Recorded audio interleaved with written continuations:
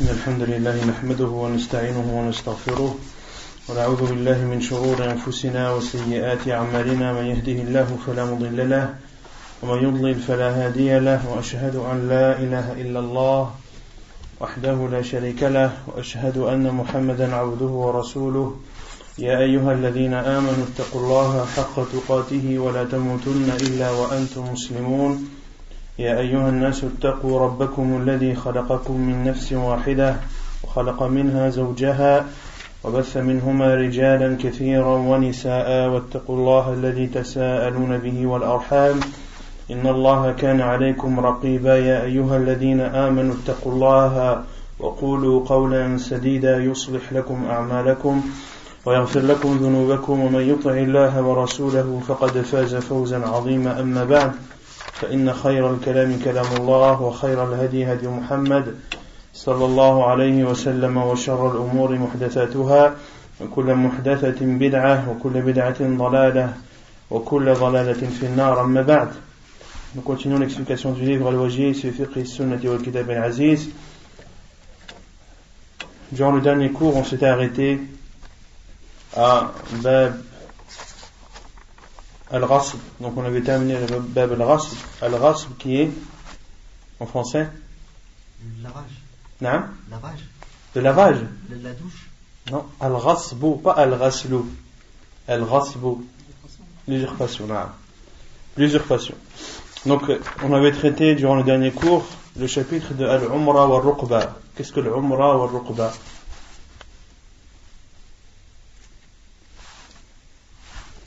Qu'est-ce que l'Umra wa Ruqba? C'est le fait de donner une chose. C'est le fait de donner une chose, oui. Durant un temps déterminé. Durant un temps déterminé. Délimité par la durée de vie de celui qui a donné ou de celui qui a reçu le. Non, et de donner une chose en donnant comme laps de temps, c'est-à-dire de donner une chose durant une période bien déterminée. Et cette période bien déterminée, c'est soit la durée de vie du donateur ou soit la durée de vie de celui à qui on a donné. Donc ça c'est concernant Al-Umra qui est tiré du terme Al-Umur. Et Al-Umur ça signifie la durée de vie. Al-Umur signifie la durée de vie.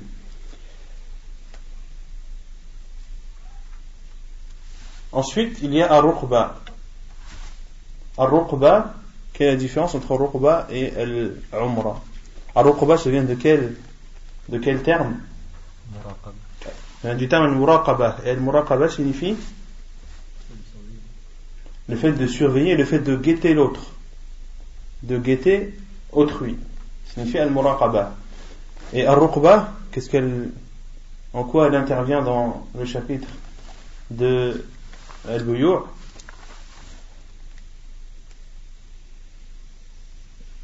Quand je te dis Arqabtuka hada al-bayt, ça signifie quoi? Non? C'est-à-dire que cette maison, je te la laisse, mais si je meurs, elle te reviendra entièrement, et si c'est toi qui meurs avant moi, elle me reviendra entièrement. Pour cela que chacun guette l'autre, à savoir quand est-ce qu'il va mourir. Le donneur, il guette la mort de celui à qui il a donné, et celui à qui on l'a donné, il guette la mort de son donateur. Donc chacun des deux parties, ou chacune des deux parties, surveille et guette l'autre. D'où le terme Al-Ruqba. Quant à Al-Umra, c'est de dire je te donne telle maison tant que tu es vivant. Je te donne cette maison tant que tu es vivant. Mais ça ne veut pas dire que si je meurs, que ça revient à toi. Ça veut dire que si toi tu meurs, ça me revient soit à moi ou soit à mes héritiers. Mais si on parle de Ar-Ruqba, quand je te dis Arqabtuka shay, ça veut dire que si le premier qui meurt, le bien reviendra à celui qui reste vivant. Vous avez compris la différence entre les deux? Taïb, quel est le jugement de l'islam sur Al-Umra et Al-Ruqba? Pour la deuxième chose, le but il est où? La personne qui possède la chose Pourquoi après ça? Pourquoi est-ce qu'elle ferait ça? Il peut y avoir diverses raisons. Le fait de ne pas vouloir donner quelque chose de façon définitive, ou par exemple le fait de donner quelque chose à quelqu'un, par exemple envers qui tu as de la compassion. Par exemple, cette personne tu l'aimes beaucoup, elle est en difficulté, et tu veux rendre service qu'à cette personne et à personne d'autre. Tu dis écoute, je te donne cette chose jusqu'à ce que tu meurs. Dès que tu meurs, je récupère mon bien. Donc, je ne veux pas que tes héritiers en profitent ou autres. C'est vraiment un geste que je fais vis-à-vis de toi uniquement parce que tu es quelqu'un que j'apprécie, etc. Ça peut être une raison, mais il peut y en avoir d'autres. Non. Quel est le jugement d'Islam sur al-Umrah al-Uqba? Inch'Allah, les mémoires. C'est autorisé, c'est pas autorisé? Est-ce que c'est pris en compte, c'est pas pris en compte? Il y avait une divergence à propos de. Il a dit que ça c'était Ibn Jabir ou c'était le prophète. Non, ça c'est sur celui qui dit Arqabtuka ou A'martuka ma'ishta. Yani la dernière fois je j'avais fait une erreur, j'avais dit ma'ishtu. Arqabtuka hada al-bayt ou A'martuka hada al-bayt ma'ishtu, c'est ma'ishta. Tant que tu es vivant. Yani il y a une divergence des savants sur Al-Umrah et Al-Ruqba. Certains disent que Al-Umrah et Al-Ruqba ne sont pas considérés, on ne tient pas compte de la condition qui a été donnée. Autrement dit, si je te dis A'martuka hada al-bayt, le prophète sallallahu alayhi wa sallam a considéré que c'était une donation. Al-Umrah liman u'miraha wa Al-Ruqba liman urqibaha. Comme a dit le prophète sallallahu alayhi wa ala alihi wa sallam. Et dans un autre hadith, Al-Umrah ja'izatun liman u'miraha. Al-Umrah ja'izatun liman u'miraha. C'est-à-dire que celui qui te donne quelque chose en posant comme condition tant que tu es vivant, le prophète sallallahu alayhi wa sallam a dit que ceci est autorisé pour celui à qui on a donné. Et même dans un autre hadith, le prophète sallallahu alayhi wa sallam a dit فإنه من أعمر عمرا فهو للذي أعمرها حيا وميتا ولعقبه. Le prophète sallallahu alayhi wa sallam a même dit que celui qui s'est vu donner une chose en posant comme condition en tant qu'il est vivant, que celle-ci lui appartient, qu'il soit vivant ou mort, et elle appartient aussi à sa descendance. Autrement dit, le prophète sallallahu alayhi wa sallam n'a pas considérer al-Umrah comme cette condition de temps que tu es vivant comme étant valide et que c'est un don. C'est pour ça que le prophète sallallahu alayhi wa sallam a dit amsiku alaykum amwalakum, gardez vos biens. Dans un autre hadith, le prophète sallallahu alayhi wa sallam a dit que celui qui donne une chose en Umrah, eh bien sa parole, c'est-à-dire ce qu'il a dit, fait en sorte que ce bien ne lui appartient plus.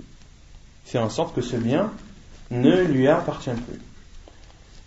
Et certains savants ont dit qu'il est autorisé de faire al-Umrah dans un seul cas, c'est-à-dire je te donne telle chose tant que tu es vivant. Car il y a un hadith de Jabir ibn Abdillah où il dit que c'est la seule façon, ou c'est la seule sorte de Umrah que le prophète sallallahu alayhi wa sallam a autorisé. Et là, c'est là où il y a eu la divergence des savants. Certains ont dit ceci, que la parole de Jabir a hukm al-marfu', c'est-à-dire qu'il l'a dit, il n'a pu dire une telle parole que après l'avoir entendu du prophète sallallahu alayhi wa sallam.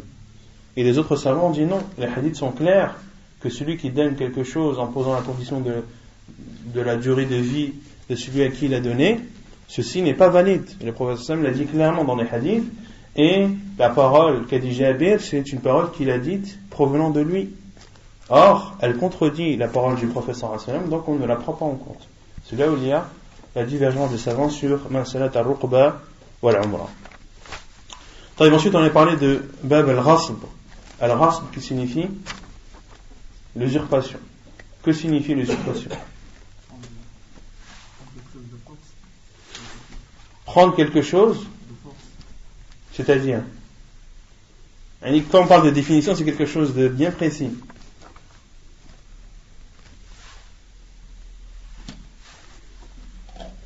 C'est prendre quelque chose de force sans se cacher en fait. C'est-à-dire prendre quelque chose de force sans se cacher. Moi, je sors de chez moi,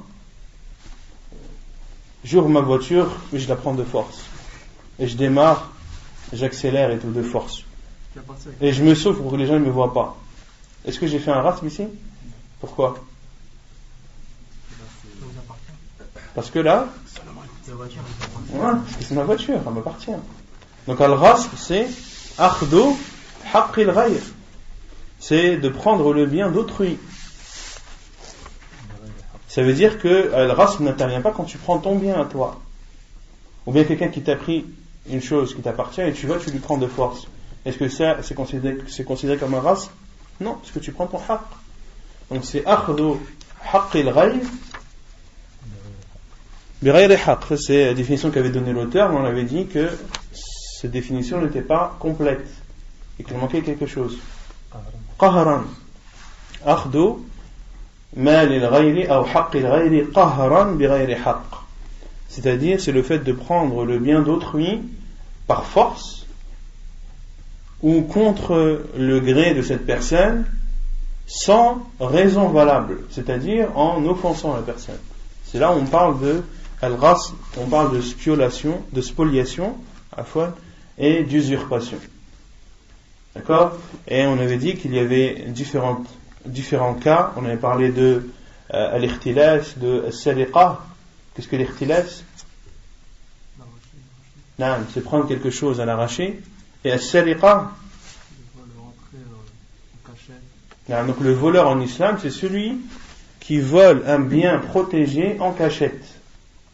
C'est celui qui est appelé en islam al-sariq. Celui qui vole à l'arraché, est-ce qu'il est considéré comme un voleur en islam? Non, il n'est pas considéré comme un voleur en islam. Si quelqu'un se fait attraper à avoir volé à l'arraché aux yeux de tout le monde et qu'il est attrapé, est-ce qu'en islam on lui coupe sa main? Non, parce qu'il n'est pas considéré comme un voleur. Le voleur, c'est celui qui se rend chez les gens, qui va prendre ou qui se dirige vers des biens qui sont protégés, qui sont cachés chez les gens, et qui fait tout ceci en cachette. C'est celui, le voleur, qui lorsqu'il est pris en flagrant délit, sa main doit être coupée en islam. Donc on avait cité le jugement de al-rasb, on avait dit que c'était une offense, que c'était interdit en islam. Allah Azza wa Jalla dit وَلَا تَأْكُلُوا أَمْوَالَكُمْ بَيْنَكُمْ بِالْبَاطِلِ, et d'autres hadiths du prophète sallallahu alayhi wa sallam montrant que les biens des musulmans sont sacrés, que les biens des musulmans sont sacrés.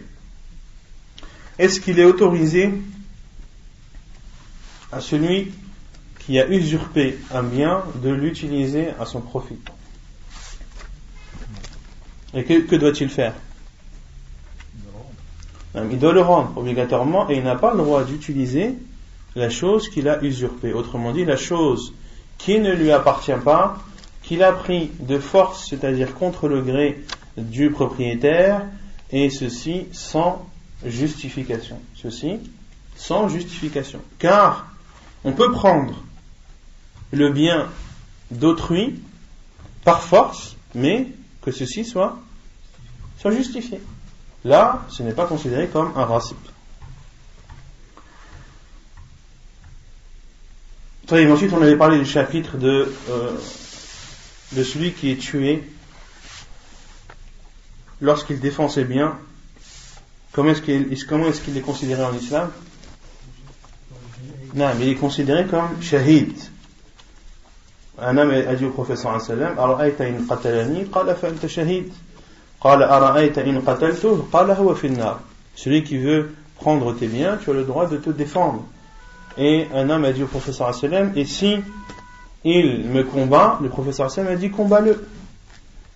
Et le prophète sallallahu alayhi wa sallam a dit, l'homme a dit: et si il me tue, le prophète sallallahu alayhi wa sallam a dit: tu es shahid.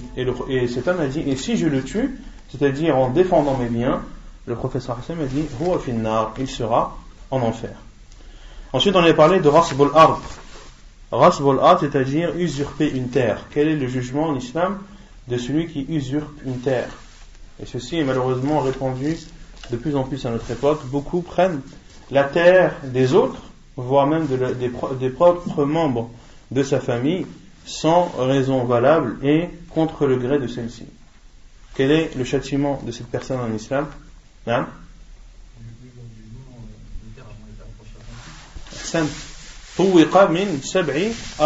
Il sera cette terre qu'il aura prise, qu'il aura usurpée de son frère de religion, de son frère de sang ou autre, eh bien celle-ci il devra la supporter ou elle sera attachée à son cou le jour du jugement. Et le professeur Hassan me dit Tuwiqa min sab'i aradin.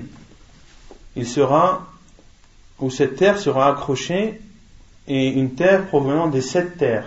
Qu'est-ce que signifie cela? Min sab'i aradin, qu'est-ce que ça veut dire? Non? Parce que quand on est propriétaire d'une terre, les 7 terres qui sont en dessous nous appartiennent. Ahsant. C'est-à-dire que lorsque tu es propriétaire d'une terre, les 7 terres, car Allah Azza wa Jalla a créé 7 cieux et 7 terres, c'est-à-dire que tout ce qu'il y a en dessous t'appartient également. Tout ce qu'il y a en dessous t'appartient. Pour cela que si quelqu'un veut creuser un tunnel sous une terre qui t'appartient, il doit avoir ton autorisation. Car toute la terre en descendant est ta propriété. Et celui qui vole une terre ou usurpe une terre à son frère, il a usurpé la terre la plus haute, mais également la plus basse. Donc il devra supporter le poids de toutes ces terres, le jour du jugement, et tout ceci sera attaché sur son cou. طيب. On va parler maintenant de Bab al-Shuf'ah. La dernière fois, j'ai pas compris quand tu as dit, par exemple, tu fais un cadeau à une personne qui travaille pour l'État. Tu n'avais pas le droit de lui faire un cadeau. Non. Mais maintenant, moi, je suis à l'école, j'ai envie de faire un cadeau à mon professeur, j'ai pas le droit? Non. T'as pas le droit, non? Ici, c'est plus notre professeur, c'est-à-dire en fin de. On a dit, si c'est plus ton professeur, tu as le droit. Tu as le droit de lui donner un cadeau, ou tu as le droit de lui donner un cadeau, par exemple, le dernier jour de l'école, en sachant que l'année suivante, ce ne sera plus ton professeur. Le hadith, il est clair sur ça. Non. Le hadith, il est clair sur ça. Et pourquoi? Car l'être humain est créé comme ça. Lorsqu'on lui fait un bien, un présent ou un cadeau, obligatoirement, son cœur va être attaché à cette personne qui lui a fait. Et il va y avoir du favoritisme, même des fois inconsciemment. Quand tu vas noter la copie d'un élève qui t'a jamais fait de cadeau et la copie d'un élève qui t'a fait un cadeau, il y a beaucoup de chances que tu sois plus indulgent et plus compréhensif vis-à-vis de la copie de cet élève qui t'a donné un cadeau. C'est pour cela que tu n'as pas le droit de donner un cadeau à un fonctionnaire, quelle que soit la fonction de cette personne, car elle a un métier, elle a un travail et elle est rémunérée pour ce travail. Elle a un salaire. L'État lui donne son salaire. Et le professeur Hassan m'a dit qu'il reste dans la maison de ses parents et il verra si les cadeaux lui viennent. Car quand le professeur Hassan a envoyé ce compagnon récupérer la zakat, il a dit Hada lak wa hada uhdiya li. Et le professeur Hassan s'est énervé. Ceci est à toi et ceci m'a été offert. Et le professeur Hassan s'est énervé. Il est monté sur le minbar. Il dit comment ça? Nous envoyons des personnes travailler, c'est-à-dire récupérer la zakat, et il revient en nous disant ceci est à toi et ceci nous appartient car il nous a été donné comme cadeau. Et le professeur Hassan m'a dit qu'il reste alors dans la maison de son père et de sa mère et il verra si les cadeaux lui seront donnés. Est-ce que les cadeaux lui seront donnés? Non. Pareil pour le professeur. S'il reste chez lui et il n'enseigne pas, est-ce qu'il pourrait avoir des cadeaux? Non. Parce qu'il n'y aurait aucune utilité, entre guillemets, qu'on lui offre des cadeaux. Donc il faut fermer la porte à toute forme de corruption. Non. Pareil pour son supérieur hiérarchique. Non. Cheikh Al-Mu'tamin dit pareil pour son supérieur hiérarchique. Et pareil d'un supérieur vers un employé. Pareil d'un supérieur vers un employé. Car le fait de même les collègues entre eux, Cheikh Al-Mu'tamin dit même les collègues entre eux, ils ne doivent pas se faire des cadeaux. Pourquoi? Car ton collègue a peut-être le même niveau que toi, mais il a peut-être accès à des dossiers ou accès à des informations que toi tu n'as pas, ou toi tu n'as pas accès, et vice versa. Toi tu as peut-être accès à des informations que lui n'a pas accès, et il peut avoir besoin un jour ou l'autre d'accéder à telle ou telle information, et il pourra te solliciter. Et le fait aussi, pourquoi est-ce que cela est interdit? Car quand on te fait un cadeau, implicitement tu te sens redevable de quelque chose. Si on t'offre quelque chose et qu'après on te demande un service et que tu refuses, en général c'est très très mal vu. Donc autant ne rien prendre, comme ça tu peux te permettre de refuser à ta guise. Non. Ça c'est que pour ceux qui travaillent pour l'État. Que pour ceux qui travaillent pour l'État, ou même Cheikh Ibn Uthaymin va même plus loin en disant même ceux qui travaillent dans une entreprise, entre eux. Que par exemple un employé ne doit pas faire de cadeau à son patron, parce que son patron après obligatoirement il va lui donner une place, ou il va le favoriser par rapport aux autres, ou il va fermer les yeux sur les retards, etc. C'est interdit même. طيب باب الشفعة تعريفها الشفعة بضم المعجمة وسكون الفاء وهي لغة مأخوذة من الشفع وهو الزوج وفي الشرع انتقال حصة شريك إلى شريك كانت انتقلت إلى أجنبي بمثل العوض المسمى. Donc الشفعة en islam, qui connaît la définition de shufa'a ou la traduction de shufa'a? تعريفها اللغوي, on va déjà donner la définition en arabe, ensuite on donnera la traduction en français. الشفعة en islam, dans la langue arabe, elle est prise ou elle est issue du mot al-shafa wa huwa al-zawj, c'est le père, donc c'est père, P-A-I-R, et al-shafa, donc al-shafa c'est père, le contraire de un père. Wa fi al-shar'i, et en islam c'est le fait de transférer le bien d'un associé vers l'associé. كانت انتقلت إلى أجنبي بمثل العوض المسمى, et cette part avait initialement été transférée vers un étranger, et cet associé la récupère selon le prix qui a été fixé initialement. Autrement dit, c'est en français c'est la préemption, c'est le droit de préemption, c'est-à-dire que lorsque tu es associé avec quelqu'un qui a vendu sa part à quelqu'un d'autre, son associé a le droit de préemption, c'est-à-dire qu'il a le droit d'acheter cette part à celui qu'il a acheté, à celui à qui son associé l'a vendu au même prix. Deux personnes ont un appartement. Chacun a mis, on va dire, 40 000 euros dans cet appartement. Et l'un des deux associés veut vendre sa part. Il vend sa part à une tierce personne. La tierce personne achète cette part.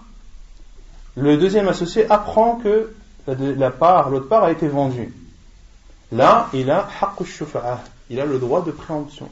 C'est-à-dire qu'il a le droit d'aller voir la troisième personne et de lui dire: je te rachète la part qui t'a été vendue, car c'est moi qui ai plus le droit, au même prix, بمثل العوض المسمى, au même prix qu'il l'a acheté. Il est obligé d'accepter. Haqq al-shufa'a, c'est un haqq de l'associé, c'est un droit de l'associé. C'est clair? طيب ما تكون فيه الشفعة, dans quel bien intervient la shufa'a? Autrement dit, est-ce que le droit de préemption il intervient dans les biens quels que soient ces biens, ou est-ce que c'est seulement une partie des biens? Autrement dit, est-ce que cela concerne toutes les choses dont les personnes sont associées, ou est-ce que cela concerne seulement une certaine catégorie de biens?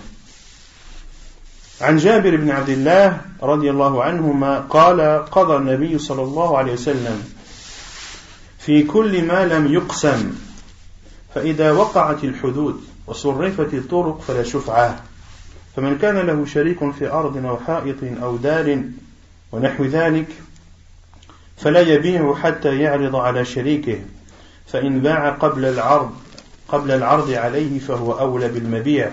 عن جابر قال قال رسول الله صلى الله عليه وسلم من كانت له نخل أو أرض فلا يبيعها حتى يعرضها على شريكه.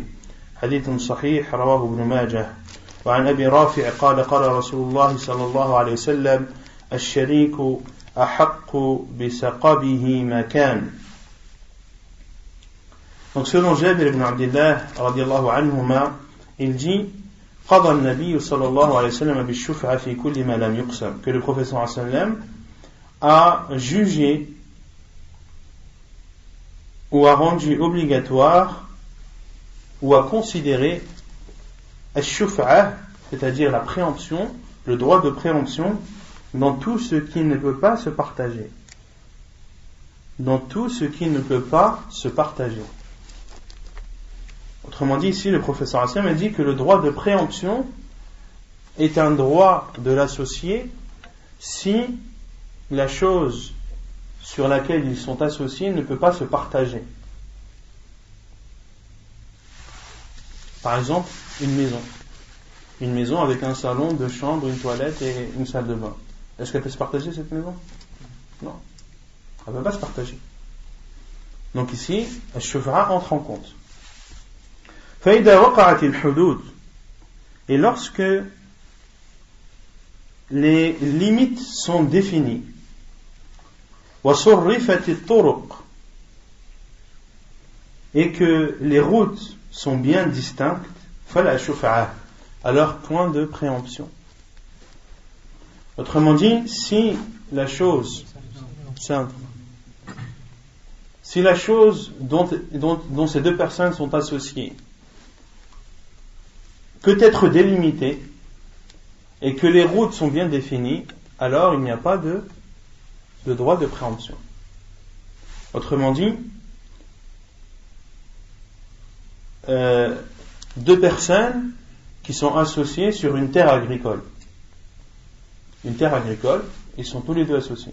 Sauf que cette terre-là, elle est délimitée en 2. Il y a une partie qui est bien délimitée, et il y a une route entre les 2. C'est-à-dire que chacune des 2 parcelles est délimitée par une route. Et le deuxième associé décide de vendre sa part. Ici, est-ce que l'autre associé a le droit de préemption? Non. Car c'est défini et les routes sont distinctes. Les routes sont distinctes. Pourquoi est-ce que l'islam a légiféré le droit de préemption? C'est quoi la hikmah dans ça? Non? Parce qu'une chose qui ne peut pas se diviser, ça risque de faire des problèmes entre lui et l'autre. Bien sûr. Ils ne se connaissent pas. Parce qu'ils ne se connaissent pas et la personne a le droit de ne pas vouloir telle ou telle personne. Par exemple, moi, j'ai bien voulu m'associer sur l'achat de telle maison, mais parce que c'était toi. Si c'est quelqu'un d'autre, moi ça m'intéresse plus. Et l'islam donne le droit à cette personne, oui, tu as le droit d'exiger et de refuser qu'un tel soit ton associé. Car c'est le droit de la personne.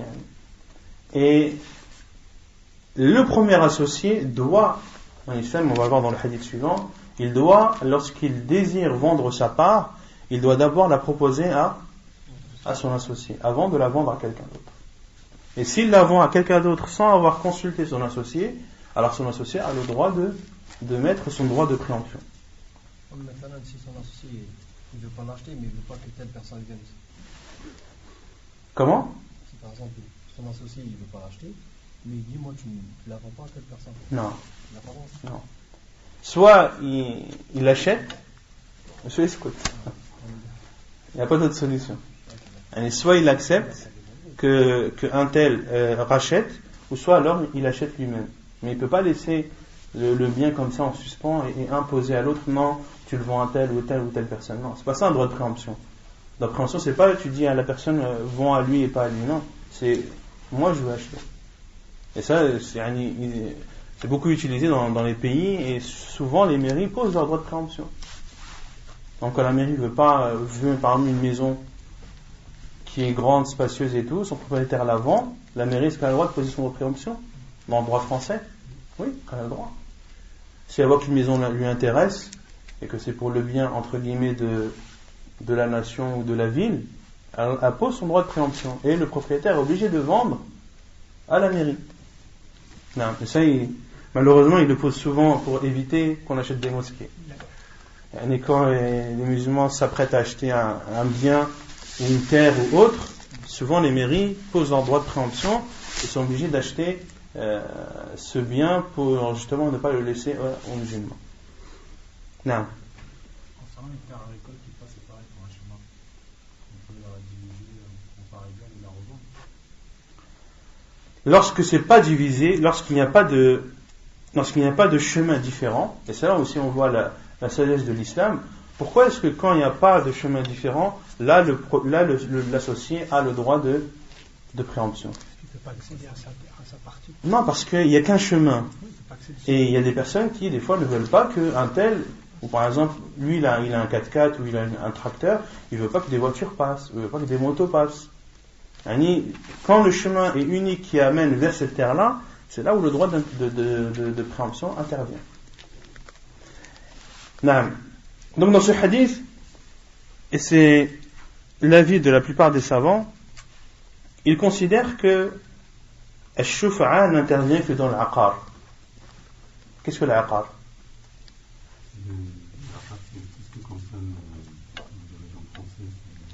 Tout ce qui est immobilier.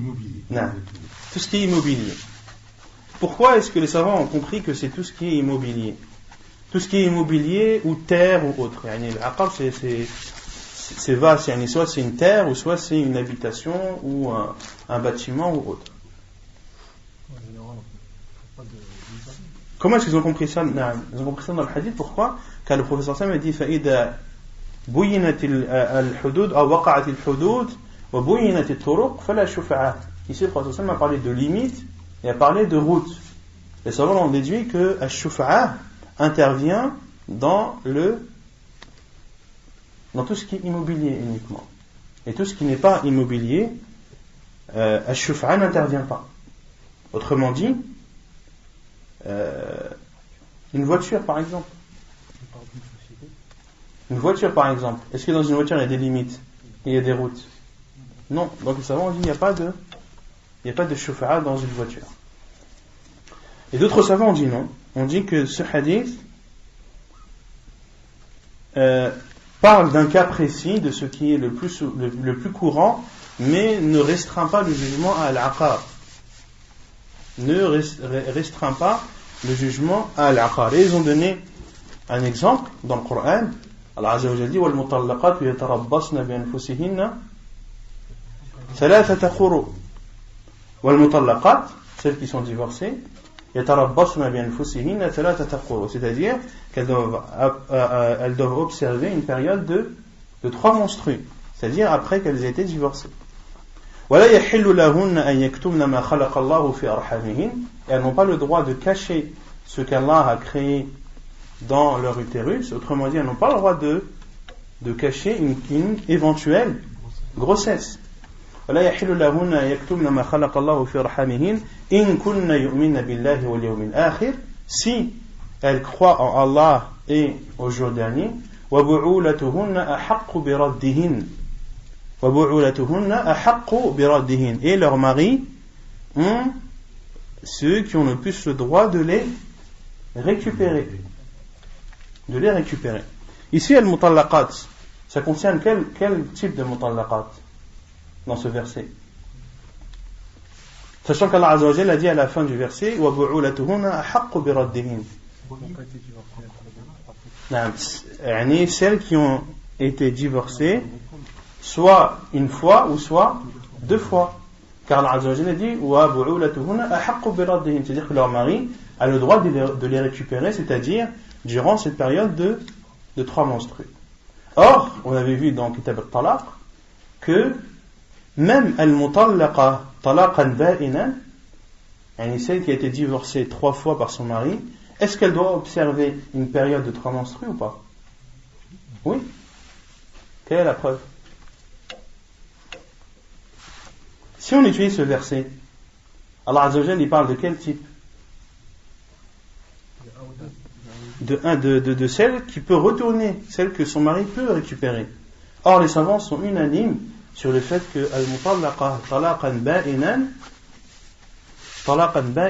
qu'elle doit observer une période de 3 mois. Et ils ont dit c'est la même chose pour le hadith de Ash-Shuf'a, où le prophète sallam, lorsqu'il a dit que lorsque les limites sont placées et que les routes sont délimitées, alors point de Shuf'a. Ici, le prophète sallam a parlé d'un cas précis, mais ce cas ne restreint pas le jugement à ceci. Vous avez compris? Non, ils ont dit que c'est un tarsis dans le hadith. Il y a un tarsis, mais c'est un ordre de tarsis qui ne restreint pas le jugement. Qui ne restreint pas le jugement à ça particulièrement. Comme dans le Mas'alat al-Talaq. Donc, certains savants ont dit que l'aqar, c'est tout ce qui est, toute chose dont la personne est associée.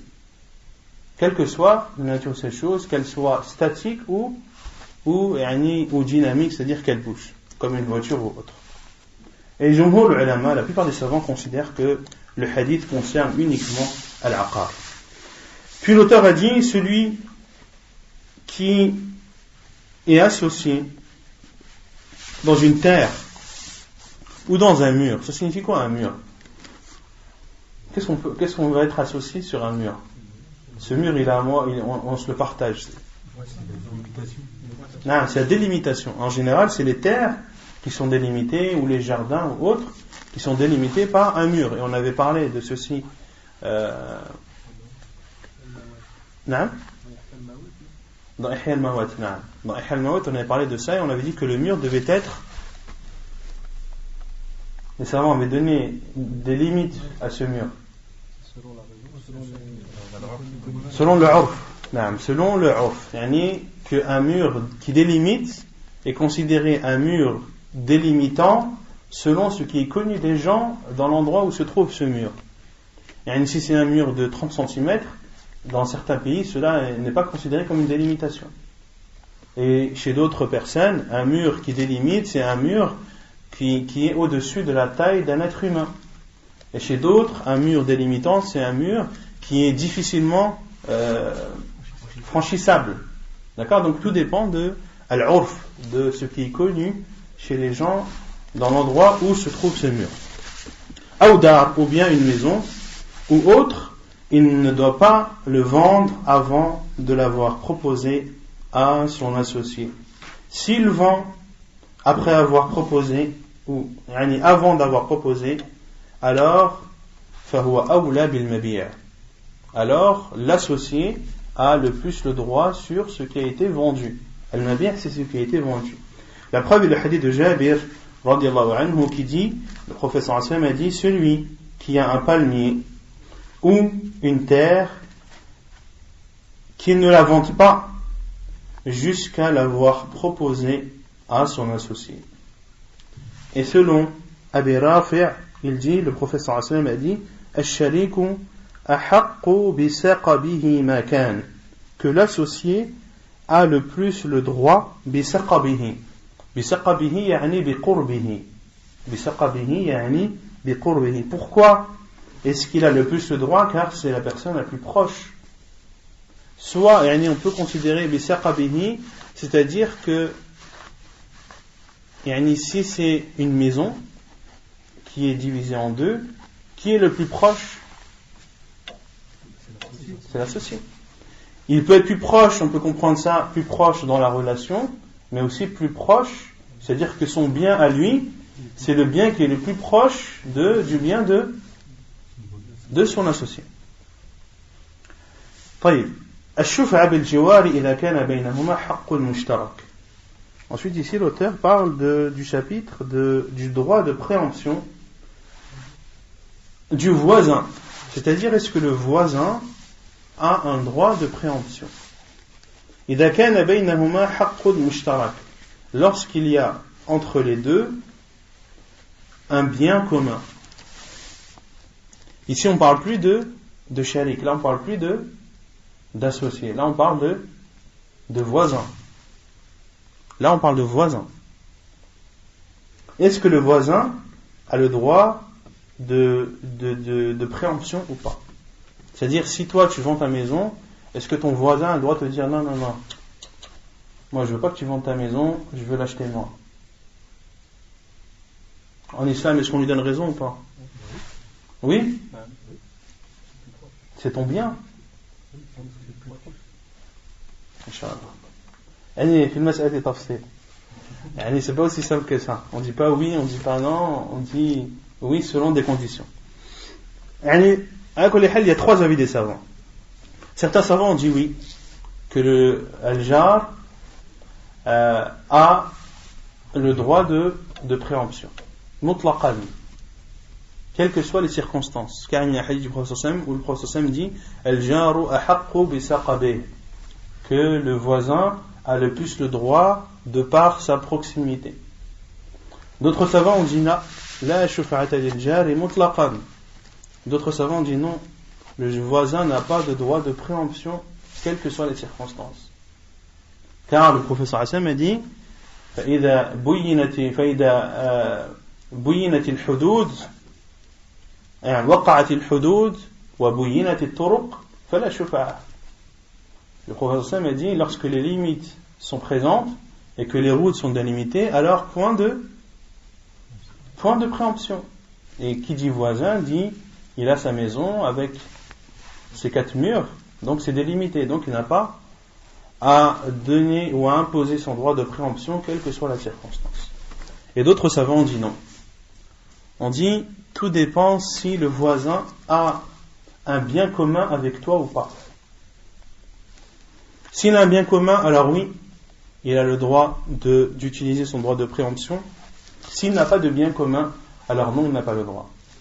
Et ça, c'est l'avis de beaucoup de savants, même muhaqqiqin, comme Cheikh al-Islam ibn Taymiyyah, comme l'imam Ibn al-Qayyim, rahimahumallah, et comme Cheikh Ibn Taymiyyah à notre époque, Cheikh al-Fawzan et beaucoup d'autres, qui considèrent que le voisin a le droit d'utiliser la préemption lorsqu'il y a un bien commun. Qu'est-ce que ça peut être un bien commun?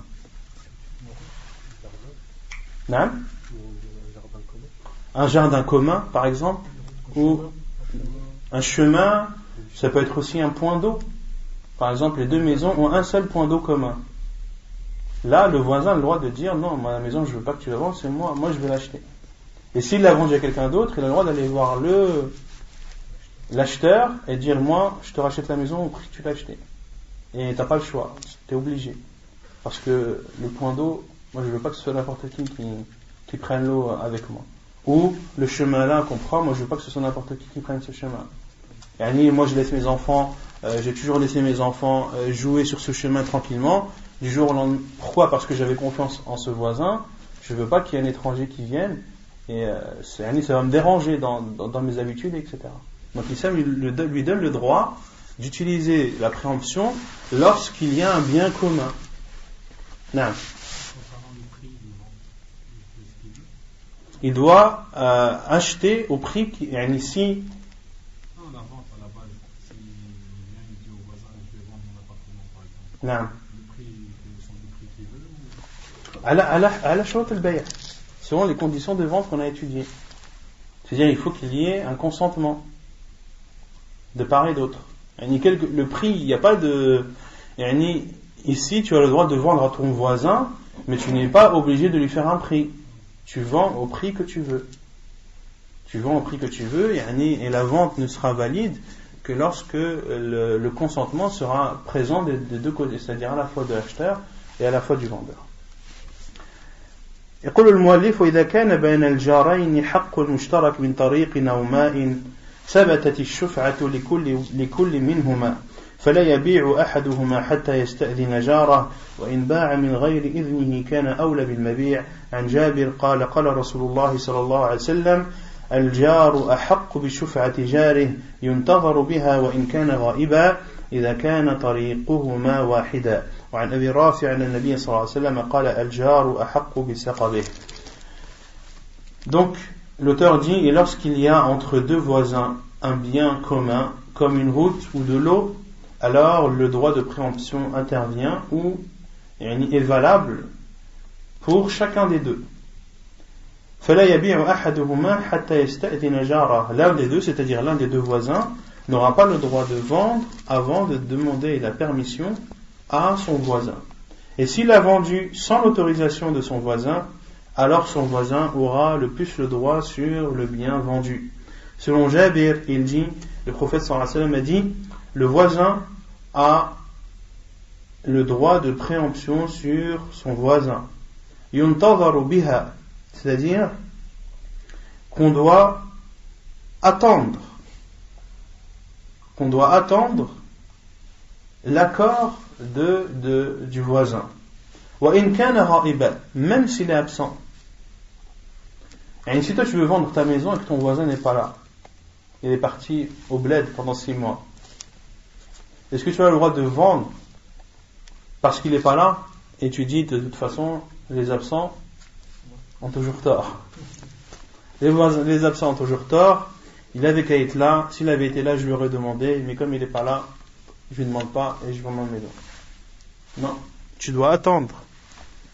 Et si tu lui demandes, si tu yuntadharu biha, le professeur m'a dit yuntadharu biha, c'est-à-dire que tu dois attendre sa réponse. C'est-à-dire que si tu veux vendre et que tu demandes sa permission ou que tu demandes son avis, il a le droit de te dire je te réponds pas maintenant, mais je vais te répondre, laisse-moi réfléchir. 1 semaine, 2 semaines, 3 semaines, 1 mois, 2 mois. Il faut attendre jusqu'à ce qu'il donne sa réponse. Après, il y a une limite, bien sûr. Il y a une limite à partir du moment où il n'y a pas de darar, c'est-à-dire que ni le vendeur, ni le soi-disant acheteur ne soient offensés par cette attente. Il faut que ce soit une attente qui soit raisonnable. Et cette attente est justifiée. Le voisin a le droit de faire ses calculs. Par exemple, s'il sait que la maison elle est vendue à tel prix, il a le droit de voir, de chercher qui pourrait lui prêter de l'argent, comment récupérer la somme, etc., etc. Donc, souvent, lorsqu'il s'agit de l'achat d'une maison, la personne a besoin de réflexion, a besoin de consulter ses proches, etc., de leur demander conseil, est-ce que ça vaut le coup ou pas. Donc, yuntadharu biha wa in kana ghaiban, même s'il est absent. Tu dois attendre qu'il revienne, ou si tu as la possibilité de le contacter dans l'endroit où il est, alors contacte-le. إذا كان طريقهما واحدا. Le prophète a dit, et ceci lorsque leur route est unique. C'est-à-dire lorsque la route qui emmène à chacune des deux habitations est une seule. Là, le voisin a le droit de préemption. Là, le voisin a le droit de préemption. Autrement dit, lorsqu'ils ont quelque chose en commun. Mais s'ils n'ont rien en commun, alors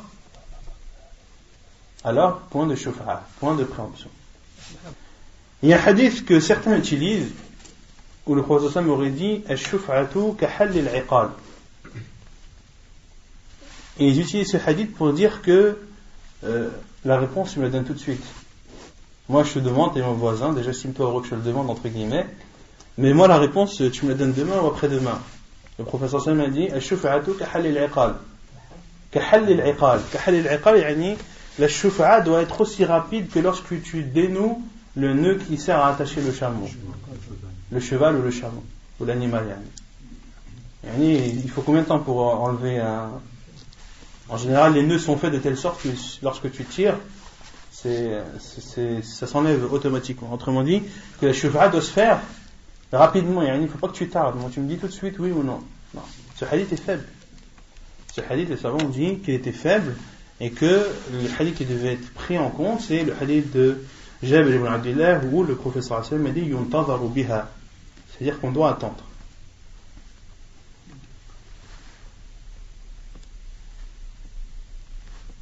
طيب, c'est bon pour bab al-shuf'a.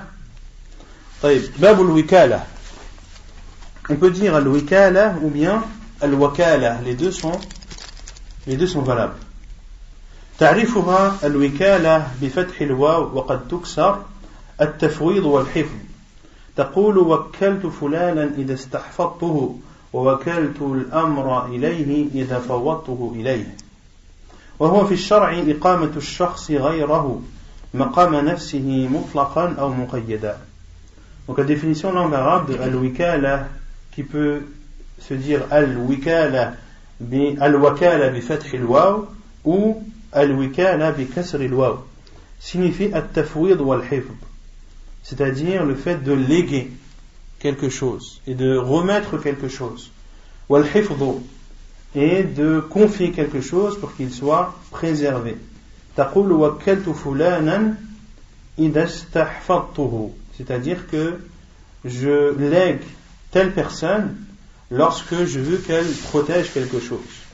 ووكلت الأمر إليه أي فوضته إليه, et يعني, j'ai légué telle chose à telle personne, c'est-à-dire que je lui ai laissé la responsabilité. وفي الشرع إقامة الشخص غيره مقام نفسه مطلقا أو مقيدا, et en islam signifie إقامة الشخص غيره, c'est-à-dire le fait de donner à quelqu'un la position de sa personne de façon mutlaqan, c'est-à-dire sans condition ou avec condition. Autrement dit, c'est de donner à quelqu'un ta position à toi. C'est-à-dire, si par exemple tu es le président d'un organisme, tu lègues quelqu'un pour qu'il te représente, c'est-à-dire qu'il aille par exemple dans une réunion ou autre en tant que président. Soit tu lui lègues ou tu le mandates de façon inconditionnelle ou de façon conditionnelle. Par exemple, tu dis voilà, moi tu me représentes à telle réunion, mais tu parles que de tel et de tel sujet. Les autres sujets, tu dis le président il n'est pas là aujourd'hui, moi je peux parler que sur tel et tel sujet. Ou bien il peut dire moi tu me représentes, je te mandate pour me représenter entièrement, c'est-à-dire que tu auras le droit de décision, c'est-à-dire qu'en fonction de la situation tu auras le droit de prendre les décisions en mon nom. Donc c'est le fait de mandater quelqu'un, en fait, c'est le mandat ou la procuration. Le mandat ou la procuration. Ça c'est souvent utilisé. Tu reçois un recommandé, derrière le recommandé il y a la procuration. Si tu veux que quelqu'un d'autre aille récupérer ton colis ou ta lettre en ton nom, et derrière tu dis voilà, un tel fils d'un tel autorise un tel à récupérer le colis en mon nom, et tu signes. C'est une procuration là. C'est une procuration ou un mandat. Tu peux mandater quelqu'un. مشروعيتها, est-ce que cela est légiféré? وهي مشروعة بالكتاب والسنة وإجماع الأمة. الوكالة, c'est-à-dire la procuration, est légiférée dans le livre d'Allah, dans la sunna du prophète sallallahu alayhi wa sallam, et à l'unanimité des savants. قال تعالى وكذلك بعثناهم ليتساءلوا بينهم قال قائل منهم كم لبثتم قالوا لبثنا يوما أو بعض يوم قالوا ربكم أعلم بما لبثتم فبعثوا أحدكم بورقكم هذه إلى المدينة فلينظر أيها أزكى طعاما فليأتكم برزق منه وليتلطف ولا يشعرن بكم أحدا. سورة الكهف. Allah Azza wa Jalla a dit dans Surat Al-Kahf وَكَذَلِكَ بَعَثْنَاهُمْ لِيَتَسَاءَلُوا بَيْنَهُم, et c'est ainsi que nous les avons ressuscités afin qu'ils s'interrogent entre eux. Allah Azza wa Jalla a ressuscité qui? Ashab al-Kahf. Ashab al-Kahf qui, comme Allah Azza wa Jalla dans Surat Al-Kahf, ont dormi pendant 309 années. Et à la fin de ces 309 années,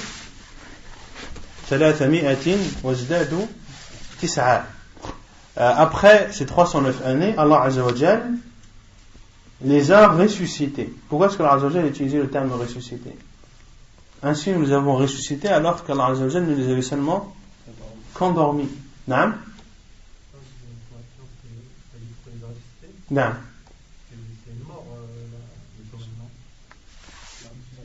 Parce que le sommeil c'est considéré comme une petite mort, ahsan. Car le sommeil est considéré comme une petite mort. Mais moi, c'est quoi la preuve que le sommeil c'est une mort, une petite mort? Non? C'est quoi le verset?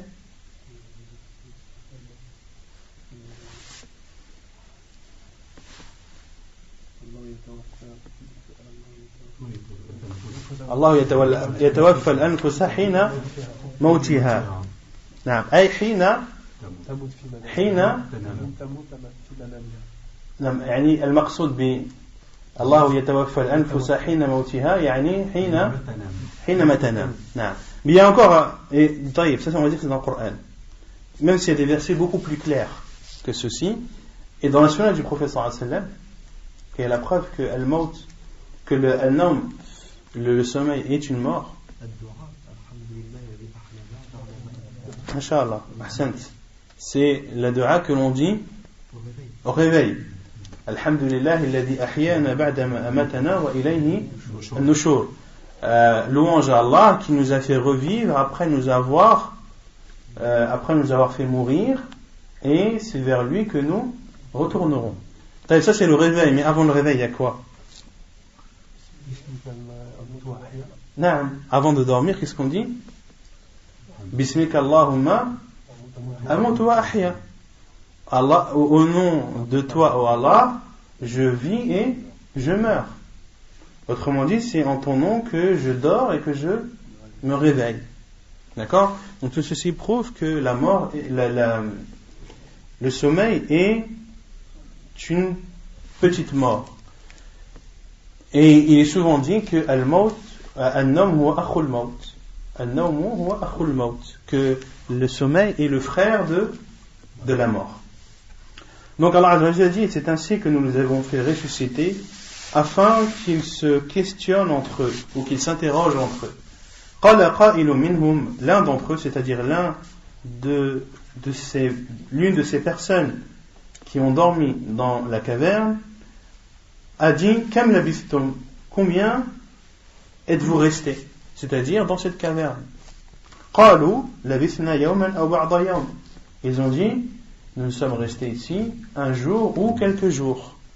Pourquoi est-ce qu'ils ont dit un jour ou quelques jours? Non? S'ils ne savent pas exactement pourquoi est-ce qu'ils ont dit un jour ou quelques jours. Non? Non, mais il y a quelque chose qui a fait que... La position du soleil. Non, c'est la position du soleil. Car les savants ont dit que lorsqu'ils se sont réveillés, ils ont vu que le soleil s'apprêtait à se coucher. Et eux, ils se sont rappelés que lorsqu'ils sont rentrés, le soleil venait de se lever. Donc, quand on leur a questionné, ils ont vu le soleil.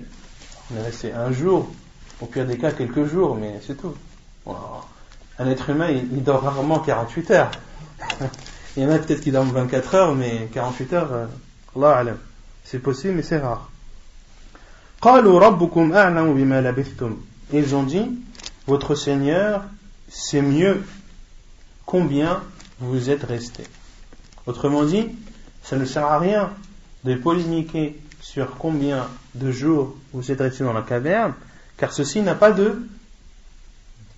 il n'y a pas d'intérêt. Il n'y a pas d'intérêt, et c'est Allah Azza wa Jal qui le sait. Et quoi que vous puissiez dire, à savoir 1 jour, 2 jours, 3 jours, ou plus ou moins, ceci ne sera pas fondé sur une preuve. Et les savants ont déduit de ce verset qu'une personne ne doit pas parler sans science. وَلَا تَقْفُ مَا لَيْسَ لَكَ بِهِ عِلْمٌ إِنَّ السَّمْعَ وَالْبَصَرَ وَالْفُؤَادَ كُلُّ أُولَئِكَ كَانَ عَنْهُ مَسْئُولًا. Et ne t'avance pas sur les choses dont tu n'as pas de science, car l'ouïe, la vue et la bouche et le cœur, sur tout ceci tu seras questionné. D'accord? ولا تقولوا لما تصف ألسنتكم الكذب هذا حلال وهذا حرام لتفتروا على الله الكذب. Et ne proférez pas les paroles en disant ceci est autorisé, ceci est interdit, de peur de forger un mensonge sur Allah subhanahu wa ta'ala. Inna ladina yaftaruna ala Allah al-kadhiba la yuflihun. Et ceux qui forgent sur Allah des mensonges ne connaîtront jamais la réussite. Donc, lorsque tu dis halal ou haram, il faut que tu aies une preuve qui te permette de dire cela. Car si tu dis cela sans preuve, tu risques de mentir sur Allah subhanahu wa ta'ala. فَبْعَثُوا أَحَدَكُمْ بِوَرِقِكُمْ هَذِهِ إِلَى الْمَدِينَةِ. Envoyez l'un d'entre vous بِوَرِقِكُمْ هَذِهِ. Qu'est-ce que le wariq? L'argent. Le wariq, c'est l'argent, c'est-à-dire l'argent, le flux ou l'argent, la matière. ou les deux? Est-ce que c'est le flux ou est-ce que c'est l'argent, la matière? Ou les deux? Hein? Moi je dis les deux. Parce que c'était des pièces en argent qui avaient de la valeur, qui étaient de l'argent, mais c'était aussi de l'argent, c'est-à-dire al-fidda, c'était de l'argent. C'était des pièces de monnaie, mais c'était des pièces de monnaie qui étaient en argent. Autrement dit, c'était comme au temps des salafs, c'était des dirhams. Et ad-dinar, ce sont des pièces qui sont en or, et ce sont des dinars. Donc il y a les dinars qui sont des pièces en or, et les dirhams qui sont des pièces en argent. Donc c'est de l'argent en argent. Biwariqikum hadhi ila al-Madina, envoyez l'un d'entre vous avec ces pièces en ville. Falyanzur ayyuha azka ta'aman, et qu'il regarde dans cette ville ce qu'il y a de mieux comme nourriture. Pourquoi est-ce que ils ont de suite demandé à ce qu'on achète de la nourriture?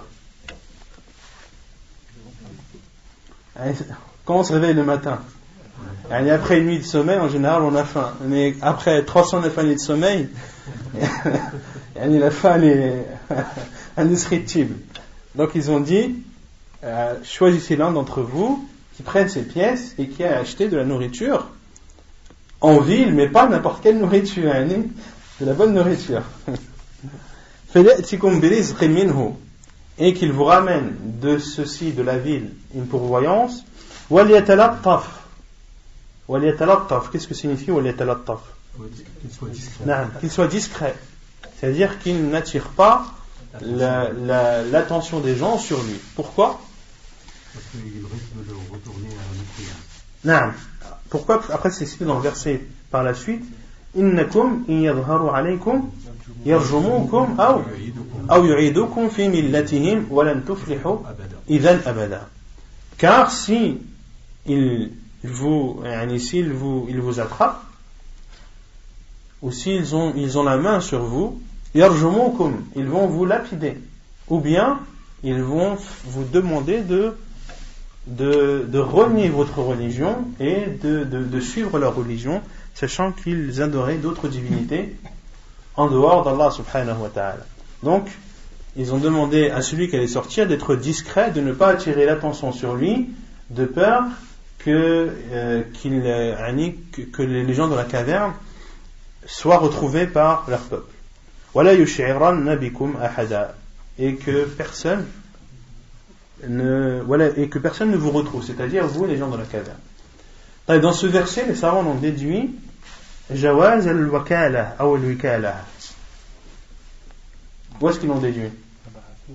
Quand ils ont envoyé la fab'athu ahadakum biwariqikum hadhi. L'argent, c'était l'argent de tout le monde, mais ils ont légué une personne qui va aller acheter pour eux, en leur nom ou avec leur argent. En leur nom ou avec leur argent. Donc les savants ont déduit de ce verset qu'il était autorisé de faire al-shuf'a, de faire al-wakala. وعن أبي رافع قال تزوج رسول الله صلى الله عليه وسلم ميمونة حلالا وبنى بها حلالا وكنت الرسول بينهما ووكل في استيفاء الديون وإقامة الحدود وغير ذلك وأجمع المسلمون على جوازها بل على استحبابها لأنها نوع من التعاون على البر والتقوى إذ ليس كل إنسان قادرا على مباشرة أموره بنفسه فيحتاج إلى توكيل غيره ليقوم بها نيابة عنه. Et la preuve dans la sunna, c'est le hadith d'Abi Rafi' قال تزوج رسول الله صلى الله عليه وسلم ميمونة حلالا وبنى بها حلالا وكنت الرسول بينهما. Donc selon Abi Rafi' il dit, le prophète sallallahu alayhi wa sallam s'est marié à Maïmouna halalan, en étant halal, c'est-à-dire qu'il n'était pas muhrim, que le prophète sallallahu alayhi wa sallam n'était pas en état de sacralisation. Wa bana biha halalan, et il a consommé le mariage avec elle en étant halal, c'est-à-dire il n'était pas en état de sacralisation. Wa kuntu ar-rasul baynahuma, et j'étais l'intermédiaire entre les deux. Autrement dit, le prophète sallallahu alayhi wa sallam, lorsqu'il était à Médine, avait envoyé Abi Rafi' dans la famille de Maïmouna pour commencer les démarches du mariage. D'accord? Le prophète sallallahu alayhi wa sallam, ne pouvant pas se déplacer, a envoyé Abi Rafi' demander la main de Maïmouna, demander Maïmouna en mariage. Donc ici, le prophète sallallahu alayhi wa sallam a mandaté qui? Abi Rafi' dans le mariage. D'accord? Et on avait vu dans Kitab al-Nikah que lors du aqd, lors du contrat de mariage, il devait avoir l'accord du tuteur. Parmi les conditions, il y a l'accord du tuteur. Et on avait dit qu'il était autorisé de wakkal, c'est-à-dire que pendant la cérémonie de mariage, c'est soit, on avait dit que parmi les shurut également il y avait l'ijab al-qaboul, c'est-à-dire le fait de demander le mariage et le fait que le tuteur accepte et donne sa fille en mariage, que cela pouvait être fait par le tuteur de la fille ou par quelqu'un qu'il avait désigné ou qu'il avait mandaté. Wa wakkala fi istifa'i duyun. Yani concernant le masala de tazawwuj Nabi sallallahu alayhi wa sallam bi Maïmouna, il y a un hadith dans le Bukhari et Muslim, hadith d'Abdullah ibn Abbas, qui dit تزوج النبي صلى الله عليه وسلم ميمونة وهو محرم.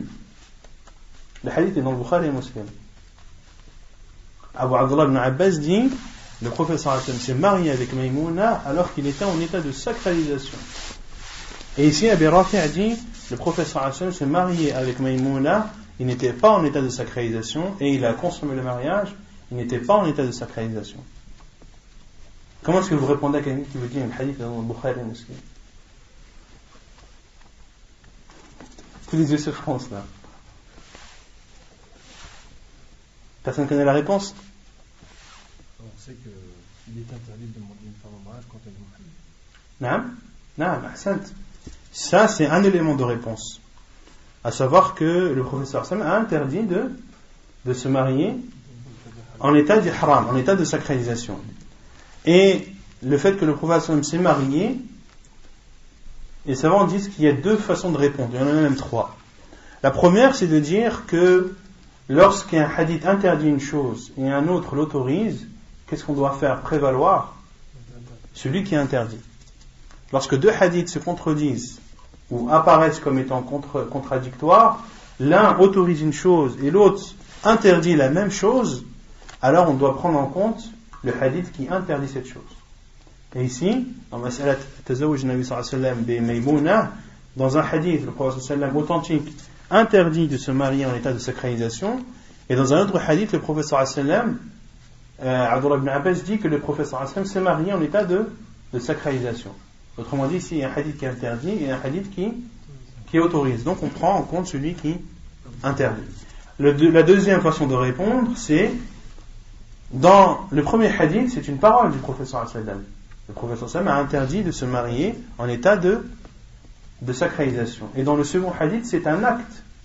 Abdullah ibn Abbas a dit Tazawwaj an-Nabi sallallahu alayhi wa sallam, que le prophète sallallahu alayhi wa sallam s'est marié avec Maïmouna en état de sacralisation. Là, c'est un acte. Et la règle est que lorsqu'un acte et qu'une parole du prophète sallallahu alayhi wa sallam sont contradictoires ou apparaissent comme contradictoires, alors on doit faire prévaloir la parole sur l'acte. Pourquoi? Pour plusieurs raisons. Il y a certains actes qui peuvent être propres au prophète sallallahu alayhi wa sallam, et il y en a beaucoup. Mais également, l'acte peut avoir lieu avant la parole. L'acte peut avoir eu lieu avant la parole. Et il y a la troisième réponse, qui est que le hadith est shadh, même s'il est rapporté dans le Bukhari et Muslim, que la chaîne de transmission est authentique, mais que le contenu du hadith est faible. C'est-à-dire que le contenu du hadith contredit l'ensemble des autres hadiths, et parmi ces hadiths, la parole même de Maïmouna radiyallahu anha, qui dit Tazawwajani an-Nabi sallallahu alayhi wa sallam halalan. Maïmouna radiyallahu anha, la première concernée, a dit dans le hadith authentique que le prophète sallallahu alayhi wa sallam s'est marié avec elle, il n'était pas en état de sacralisation. Pour cela que certains tabi'in, même parmi eux Saïd ibn Musayyab, qui est nommé ou qui est appelé Sayyid al-Tabi'in, le meilleur des tabi'in, a dit هذا الحديث خطأ, clairement, que ce hadith est une erreur. Et d'autres, comme le Cheikh al-Islam ibn Taymiyyah et l'imam Ibn al-Qayyim, ont dit هذا الحديث شاذ, يعني متنه شاذ, c'est-à-dire que son contenu contredit le contenu de hadiths qui sont plus nombreux et authentiques aussi. Et lorsqu'un hadith contredit d'autres hadiths qui sont autant authentiques et en plus grand nombre, alors ce hadith est considéré comme shadh, et al-hadith al-shadh qismun min aqsami al-da'if, et le hadith shadh fait partie de la catégorie des hadiths faibles. Pour cela que Al-Bukhari et Muslim, ces deux livres sont les plus authentiques livres après le livre d'Allah. Mais qui dit les plus authentiques ne veut pas dire forcément qu'ils sont entièrement authentiques à 100%. Il y a quelques hadiths, une poignée de hadiths, voire une dizaine de hadiths qui sont faibles dans le Bukhari et Muslim. Et le musulman ne doit laisser personne altérer l'image de Sahih al-Bukhari et de Sahih al-Muslim, et ne doit permettre à personne de parler sur ces livres. Il y a certes certains hadiths qui sont faibles, mais c'est une poignée de hadiths, une dizaine de hadiths, comparés à peu près, il y a 7000 hadiths dans le Bukhari et plus de 5000 dans Sahih Muslim. Lorsqu'on voit qu'il y a seulement une dizaine qui est faible, c'est quelque chose de dérisoire. Et le mieux est même de ne pas les citer, sauf dans des cas comme celui-ci où pour dissiper certaines ambiguïtés, on cite ce hadith. Et on dit que, effectivement, les savants ont parlé sur ce hadith, et on dit qu'il était faible, même s'il est dans Sahih al-Bukhari et Muslim. Mais c'est quelque chose qu'il ne faut pas diffuser auprès des gens en général, des musulmans en général. Il faut laisser les musulmans avec cette idée qui est vraie d'ailleurs, que Sahih al-Bukhari et Sahih Muslim sont les livres les plus authentiques après le livre d'Allah subhanahu wa ta'ala. Et à 99% des cas, lorsqu'on cite un hadith de Bukhari et de Muslim, c'est un hadith qui est authentique. Et ça doit être un déclic. Le hadith rapporté par Bukhari et Muslim, c'est bon. Moi, je me contredis. Je ne m'attarde pas sur savoir si c'est authentique ou pas, sauf dans des cas bien précis, comme celui qu'on traite aujourd'hui. Non, les anciens ont parlé dessus. Les tabi'in, déjà, ils ont parlé dessus. Non, les hadiths qui sont, les quelques hadiths qui sont faibles sont des hadiths qui sont connus des savants depuis longtemps. Non. Et le professeur Hassan a mandaté pour rembourser la dette. On avait vu ça dans Bab al-Qard. C'était quoi le hadith? L'auteur a dit en bas hadith Abi Hurayra. انظر hadith Abi Hurayra fi husn qada fi al-qard. Dans le hadith qu'on avait cité pour montrer que le professeur sallam remboursait bien ses dettes. Et parmi les hadiths qu'on avait cités, le hadith d'Abu Hurayra où le professeur sallam avait emprunté une chamelle. Et qu'est-ce que le professeur sallam a dit lorsque le propriétaire l'a réclamé? Il a dit quoi? A'touhu. Il a dit a'touhu, c'est-à-dire donnez-lui. Autrement dit, prenez la chamelle ils ont cherché dans les chamelles du professeur Hassan, ils ont vu qu'il n'y avait pas de chamelle qui avait le même âge que celle que le professeur Hassan avait empruntée, mais toutes les chamelles qu'il avait, elles étaient plus âgées, donc elles avaient plus de valeur. Donc ils ont dit au professeur Hassan, on n'a pas trouvé de chamelle qui a le même âge que celle que tu as empruntée. Et le professeur Hassan a dit a'touhu. Donc il a dit donnez-lui, c'est-à-dire prenez la chamelle même si elle a un âge supérieur, autrement dit qu'elle a une valeur plus grande, donnez-lui. Et le prophète a donc légué quelqu'un pour qu'il rembourse sa dette à l'emprunteur. Le fait que le prophète dit a'touhu est une preuve qu'on a le droit de léguer dans le remboursement des dettes. et qu'une dette, tu n'es pas obligé de la rembourser toi de tes propres mains. Wa iqamatul hudud, pareil pour l'application des sentences, le prophète sallam a mandaté plusieurs personnes pour appliquer la sentence, car celui qui doit appliquer la sentence en islam, c'est qui? Non. Ça, c'est une erreur, ça. Al-Qadi juge. Le juge, il proclame la sentence. Mais en aucun cas, un juge ne la met en pratique. C'est deux choses différentes. Le juge dit, voilà, la sentence d'un tel, c'est ça. Mais il n'a pas le droit de la mettre en pratique. Celui qui la met en pratique, c'est Al-Hakim, na'am. Oulat al-Umur. Al-Hakim, ou man yanoubu alay. C'est pour ça que les savants disent, ou man yanoubu alay. Ou bien, celui qui a été mandaté par le gouverneur pour appliquer les sentences. Car un gouverneur ne peut pas appliquer les sentences sur chacun des musulmans. Il est obligé de mandater. Et les savants sont unanimes sur l'autorisation de la procuration, même sur son caractère préférable, car c'est une sorte ou une façon de s'entraider dans le bien et dans la piété, car toute personne n'est pas forcément en mesure de faire ou de s'occuper de ses affaires de sa propre personne. Il a donc besoin de mandater quelqu'un pour le faire à sa place ou en son nom. Et les savants ont donné trois conditions de al-wikala, 3 conditions pour que tu puisses être mandaté par quelqu'un. La première, an takuna qawiyan, que tu dois avoir la force physique de le faire. Autrement dit, lorsqu'on te mandate de faire quelque chose, il faut que physiquement tu aies la possibilité de faire cette chose. Il faut que physiquement tu aies la possibilité de faire cette chose. Thaniyan an takuna aminan. Tu dois être quelqu'un digne de confiance. Tu ne vas pas mandater un menteur ou un pervers qui va parler en ton nom. Ça ne se fait pas en islam. La personne que tu mandates, tu dois être une personne qui soit honnête et digne de confiance.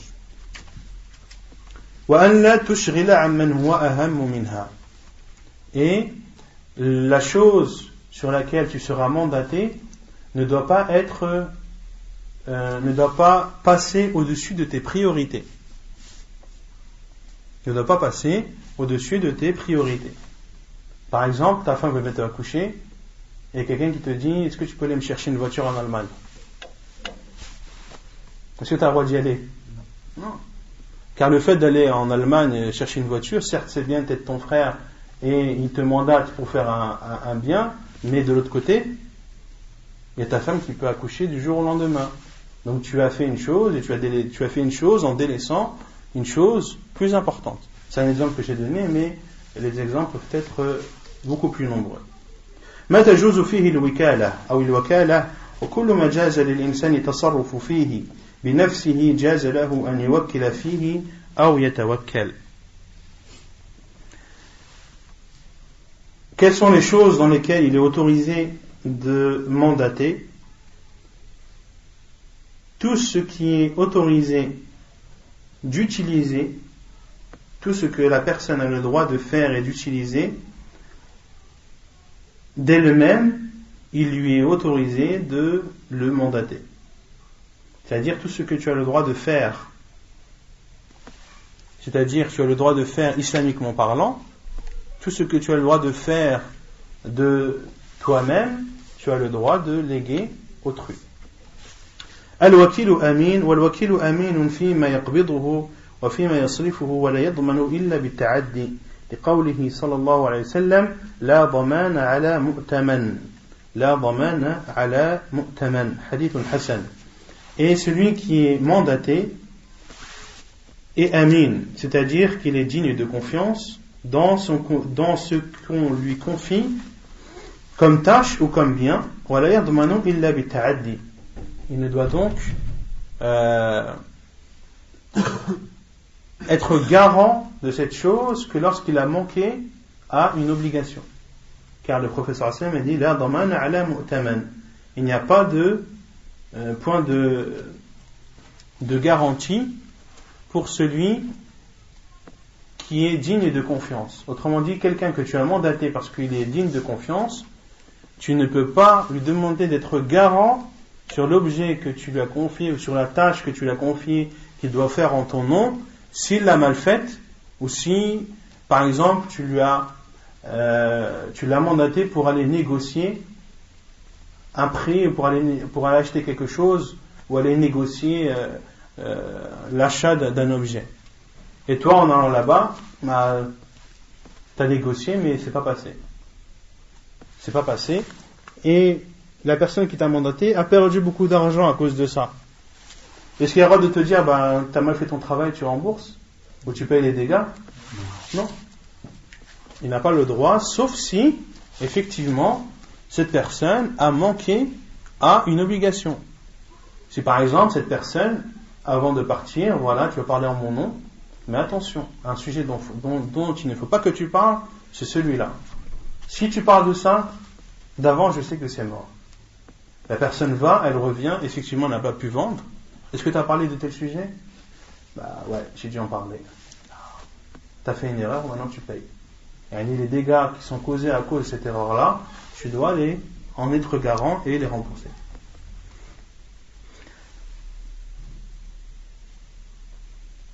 Taïb, est-ce qu'il est autorisé de mandater dans une adoration? Non? Pour le Hajj?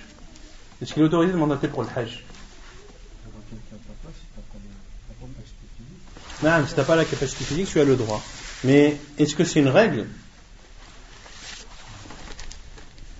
Dans le Hajj, d'accord. Pour le Hajj, on va dire c'est autorisé. Mais pour les autres? Non? Non, donc les savants disent que les adorations dans lesquelles il n'y a pas de procuration, tu n'as pas le droit de le faire. Autrement dit, il y a des adorations où autre que toi a le droit de le faire pour toi.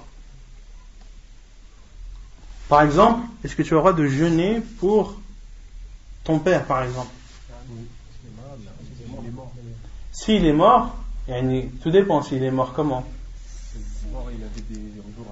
Non, s'il est mort, qu'il avait des jours à rattraper. Autrement dit, s'il était malade pendant le Ramadan et que entre la fin du Ramadan et sa maladie, il y avait une période où il était guéri, où ça allait mieux, qui lui permettait de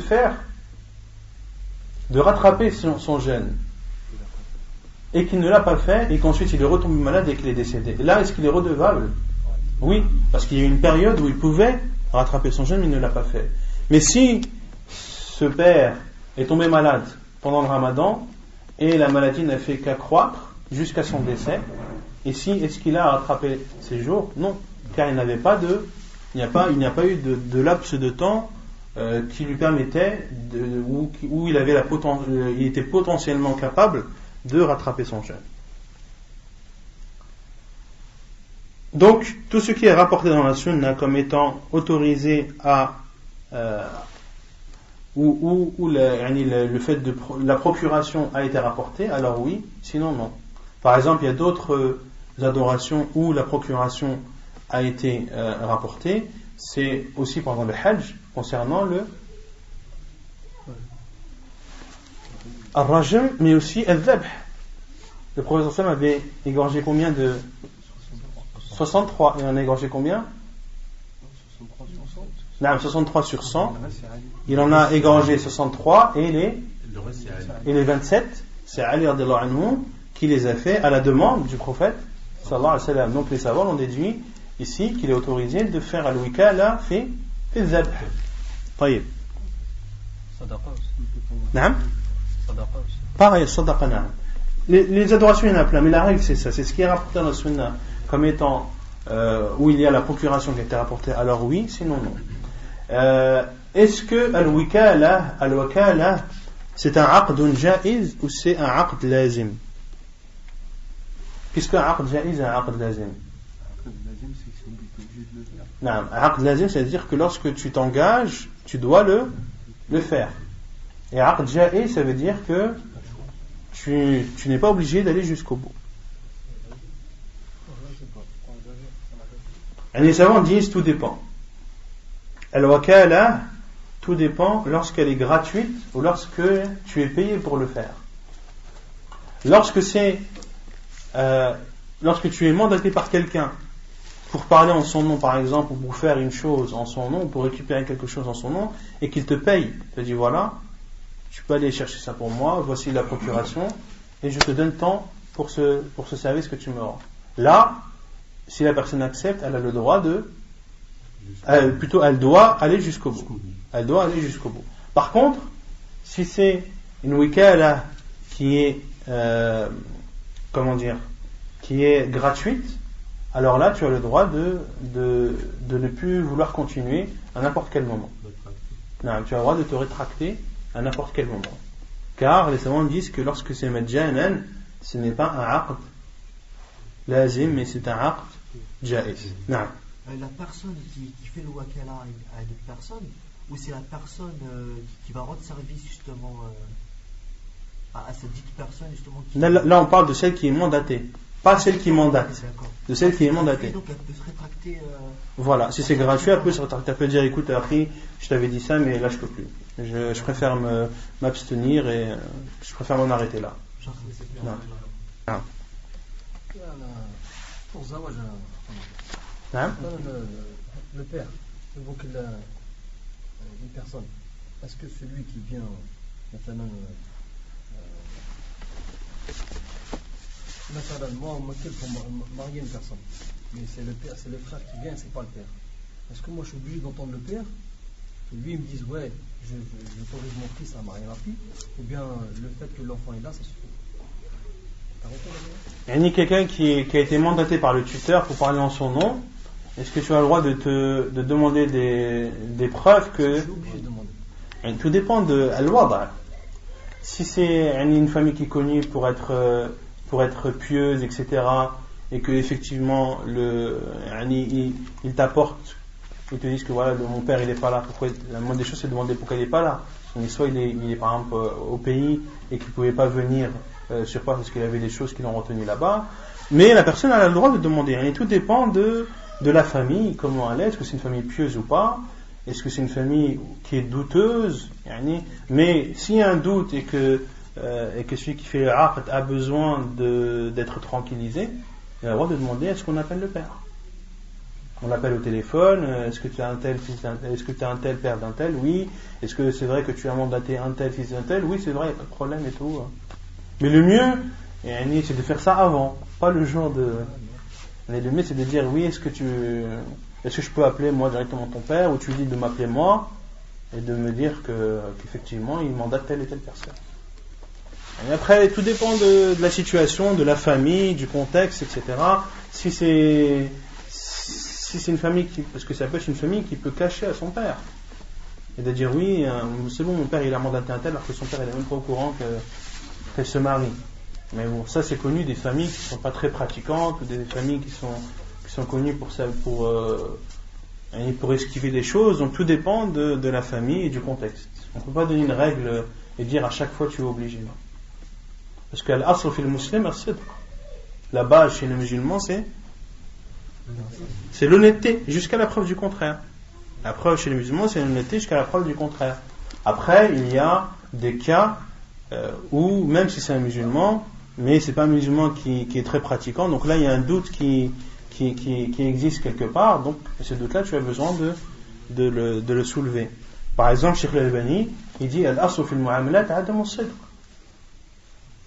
Cheikh Al-Albani dit par exemple dans les transactions la base c'est que tu ne fais pas confiance jusqu'à la preuve du contraire, parce qu'on est dans une époque où dans les transactions il y a tellement de choses qui se font que même si c'est un musulman, des fois tu n'es même pas sûr qu'il est honnête dans ses transactions et qu'il va te donner ton dû, etc. Donc, j'ai entendu mes propres oreilles, que la base dans les transactions c'est de ne pas faire confiance. Et je conseille à chacun d'entre vous de prendre en compte le conseil de Cheikh Al-Albani rahimahullah. ونكتفي بهذا القدر سبحانك اللهم وبحمدك أشهد أن لا إله إلا أنت أستغفرك وأتوب إليك. Donc on a terminé Kitab al-Buyu'. Semaine prochaine Inch'Allah on entamera Kitab al-Ayman wa al-Nudhur, le livre des serments et des vœux.